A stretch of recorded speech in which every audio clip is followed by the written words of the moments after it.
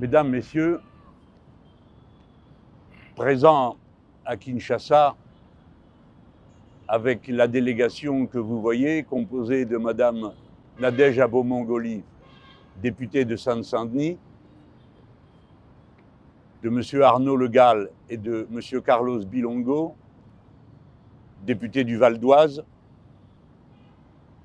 Les circonstances ont créé un impératif Lumumba. Cette circonstance est évidemment le massacre abominable qui est en train de se dérouler à l'heure à laquelle nous parlons à Gaza, où l'on prétend répondre aux méthodes de la terreur par d'autres méthodes de terreur, d'une vengeance sans limite, et bien sûr, celui plus particulier du Congo lui-même,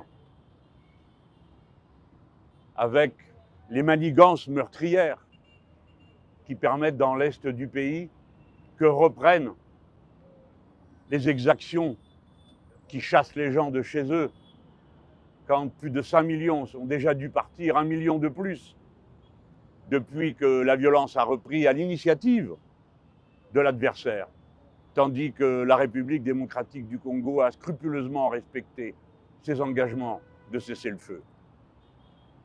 Alors oui, disons-le, devant tant de massacres, tant d'horreurs, tant d'abominations, de tous côtés, avec de tous côtés le même abject système de 2 poids, 2 mesures, qui fait oublier les uns pour se souvenir toujours des autres, on pourrait finalement douter même de l'humanité. Et comme on pourrait le faire encore plus fort, quand le changement climatique devrait être en train d'enseigner à chacun que l'heure est venue de jeter à la rivière le bouclier et l'épée pour prendre en charge les tâches communes de l'humanité. C'est alors, quand s'avance vers nous l'obscurité qui pourrait nous faire désespérer, qui pourrait nous laisser dominer par les indifférents et les résignés qui sont toujours là pour nous prêcher l'inaction. C'est le moment de se tourner vers la lumière qui brille pour toujours au fond de Patrice Lumumba, comme le peuple congolais, après tant d'années. Et alors même qu'on aurait pu penser que le souvenir de Patrice Lumumba serait moins vif, se sont rassemblés par milliers au retour de ses restes. Cette lumière, c'est celle qui nous permet, à nous Français, à nous insoumis, de nous approprier l'histoire de l'Afrique en nous appropriant, c'est-à-dire en faisant nôtre les valeurs de combat qu'incarnent les femmes et les hommes qui ont libéré ce continent, et parmi lesquels, bien sûr, en première ligne, Patrice Lumumba. Lumumba est notre contemporain. Lumumba, parce qu'il a été le héros de l'indépendance, en d'autres temps, nous avait déjà dit que l'indépendance, il ne suffisait pas qu'elle soit proclamée, il ne suffisait pas qu'elle soit nominale, il fallait encore qu'elle soit réelle, c'est-à-dire qu'elle étende sa protection sur toutes les réalités qui composent une société, et en particulier sur l'économie, et en particulier sur l'égalité entre les citoyennes, les citoyens qui composent la nation.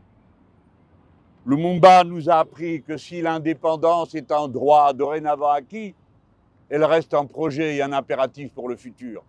Et cela ne vaut pas seulement que pour les peuples d'Afrique, mais aussi pour les peuples de l'Europe, qui, après avoir beaucoup dominé, sont à leur tour dominés et partagés comme l'étaient autrefois les sociétés coloniales, et introduit dans leur rang ces discriminations qui répartissent entre les très riches et les très pauvres les populations, humilient les uns et favorisent toujours les autres, toujours les mêmes, des fois les mêmes aux mêmes endroits, dans les mêmes fonctions, avec les mêmes noms.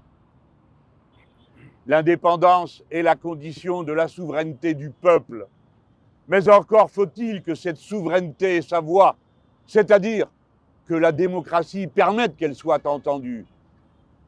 Et chacun voit immédiatement le lien qui, ici, au Congo, s'opère entre ces idées, celle de l'indépendance, de la souveraineté, qui est son moyen, et de la démocratie, qui en est la condition.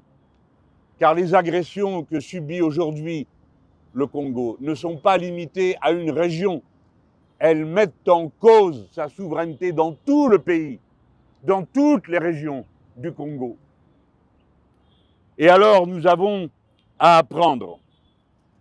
Lumumba est notre contemporain quand il nous assigne la tâche de devoir construire comme un projet l'indépendance, la souveraineté et la démocratie dans un même mouvement. Lui qui avait été le premier des premiers ministres de ce pays sur la base d'un long combat sanglant, mais sur la base d'une victoire démocratique remportée dans les urnes, qui lui donnait une totale et absolue légitimité, augmentant le poids du crime dont il a été l'objet.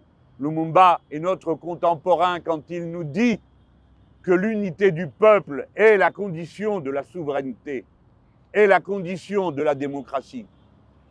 L'unité du peuple n'est possible que sur ses propres objectifs à lui, le peuple, en rupture avec tout ce qui le fragmente et le fractionne,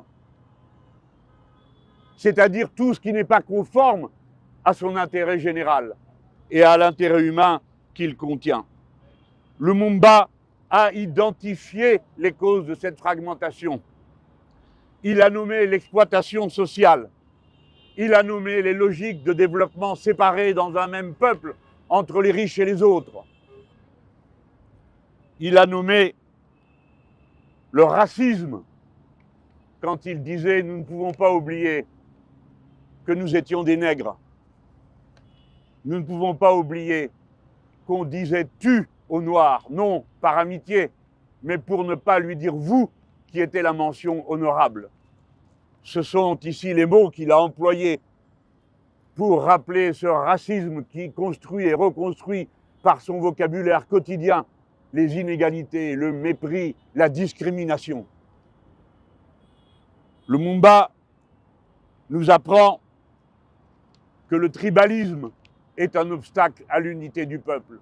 Mais cette leçon ne vaut pas que pour le passé, car aujourd'hui ce sont les puissants qui nous invitent au tribalisme quand ils nous proposent pour logique et pour grille d'analyse de la réalité le choc des civilisations qui, paraît-il, nous opposerait les uns aux autres et pour finir transforme tout conflit en un conflit entre le bien et le mal, entre les uns qualifiés de terroristes et les autres de bienfaisants, alors qu'ils utilisent les mêmes méthodes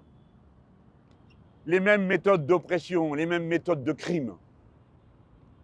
Lumumba, nous autres ici, cette délégation de Français, nous autres ici, cette délégation d'insoumis, Patrice Lumumba, nous voulons accueillir dans le panthéon des femmes et des hommes qui sont les héros de la condition humaine en tout lieu, sous toutes les latitudes, face à toutes les différences qui peuvent distinguer les êtres humains. Lumumba, nous voulons faire nôtre les vertus et la vertu essentielle que tu nous as enseignées. Tu étais capable d'assumer la conflictualité parce que tu avais compris qu'elle est à l'origine de toute chose. Et tu l'acceptais pour la dénouer, sans jamais avoir les pudeurs de langage qui permettent aux puissants de fémiser. Ainsi as-tu, dans ton discours sur l'indépendance, bravé les usages en nommant par leur nom l'exploitation odieuse du colonialisme qui était ici au Congo, pire si cela est possible que partout ailleurs.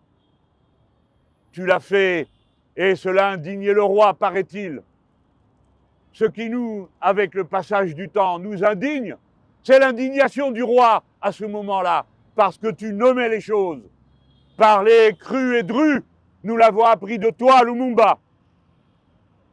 Et nous continuons à nous y tenir, parce que c'est la seule manière, en nommant les choses par leur nom, à la fois d'assumer la conflictualité et de la dénouer, car on ne peut pas la dénouer si on ne l'assume pas, si on euphémise, si l'on emballe avec des rubans de mots les réalités atroces. Lumumba a sans cesse dans son discours fait référence au combat collectif. Il n'a cessé de dire que la victoire avait été payée du prix de la lutte et qu'elle était une victoire collective. Mais Lumumba s'appelle Lumumba, Patrice Lumumba. Il nous a montré de cette façon que si le courage de tous est possible, il ne l'est qu'à la condition préalable du courage de quelques-uns qui brisent l'inertie, la résignation. Et le courage de quelques-uns commence toujours par le courage singulier de la première goutte qui coule, de la première femme, du premier homme qui s'avance et dans l'obscurité de la résignation allume la lumière du combat. Et c'est en le faisant qu'il prend pour lui-même tous les risques. Lumumba a été assassiné. Et en même temps que sa mémoire vit en nous, vit dans l'histoire longue et dans sa trame les causes, les raisons, les mobiles de son assassinat. C'est-à-dire la cupidité absolue des occupants qui ne se résignent jamais au fait qu'on leur tienne tête. Voilà de quoi est mort Patrice Lumumba, par l'entremise de bas agents qui l'ont assassiné au nom de la civilisation, du bien contre le mal, qui l'ont découpé en morceaux, au nom des mêmes grands mots, et pour finir, dissous dans l'acide. Voilà ce que vaut la civilisation de ceux qui ont commis le crime. Voilà ce que valent en réalité les valeurs dont ils ne cessent de se décorer. Meurtriers, assassins, toujours sur les basques de ceux qui ont le courage d'engager le combat et que l'on voue à la mort en les désignant comme des cibles.